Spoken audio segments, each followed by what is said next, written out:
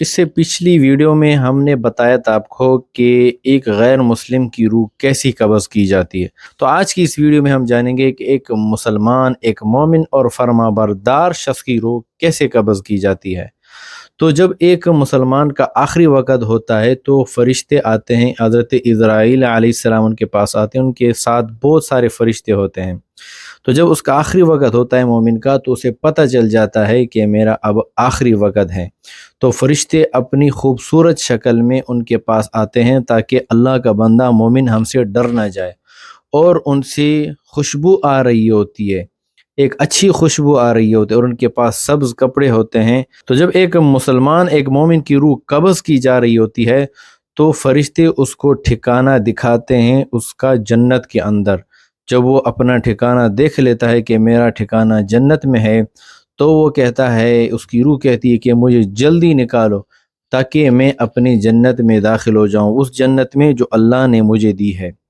تو حدیث پاک میں آتا ہے کہ آپ صلی اللہ علیہ وسلم نے فرمایا کہ میت کو جلدی دفنایا کرو تاکہ وہ اپنی جنت سے فائدہ اٹھا سکے، وہاں پر پہنچ جائے اور اس سے فائدہ اٹھا سکے۔ اور ایک بخاری شریف کی ایک روایت میں آتا ہے کہ جب میت چارپائی پر پڑی ہوتی ہے تو وہ میت کہتی ہے کہ قدمونی قدمونی، مجھے جلدی پہنچاؤ، مجھے جلدی پہنچاؤ، یعنی جلدی مجھے دفنا دو تاکہ میں اللہ کی دی ہوئی نعمتوں سے فائدہ اٹھا سکوں۔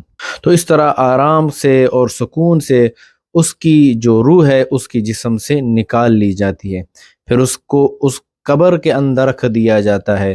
تو قبر کے جو مشہور 3 سوال ہے وہ آرام سے وہ اپنے سوال و جواب دے دیتا ہے۔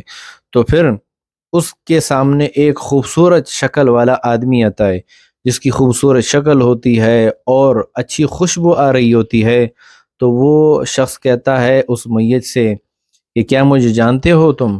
تو وہ کہتا ہے کہ نہیں، میں آپ کو نہیں جانتا، آپ کون ہیں؟ تو وہ کہتا ہے کہ آپ مجھے نہیں جانتے، میں تمہارے اچھے اعمال ہوں اور میں تمہارے ساتھ رہوں گا۔ تو اس طرح وہ جو قبر کے اندر شخص ہوتا ہے اس کا وقت بہت ہی اچھا گزرتا ہے، اس دنیا سے کئی لاکھ گنا بہتر اس کا وقت گزرتا ہے۔ اور فرمایا کہ اس کو جنت سے ایک بستر لایا جاتا ہے، اس کو اس کے لیے بچھا دیا جاتا ہے، اور دائیں طرف سے کھڑکی کھول دی جاتی ہے جس سے وہ اپنی جنت کے نظارے کر رہا ہوتا ہے، اور قیامت تک وہ سوتا رہے گا اس میں، نہ اس کو خوف ہوگا، نہ غم ہوگا، نہ اس پر عذاب ہوگا۔ یہ کس شخص کی بات ہو رہی ہے؟ فرما بردار شخص کی بات ہو رہی ہے۔ تو اس طرح اس کو پتہ بھی نہیں چلے گا کہ قیامت اتنی جلدی آ جائے گی۔ اگر وہ نیک انسان تھا، شریف انسان تھا، پرہیزگار نمازی تھا، تو وہ کہے گا کہ کس نے ہمیں اٹھا دیا، ہم تو بڑی نیند کے اندر تھے، مزے سے سوئے ہوئے تھے۔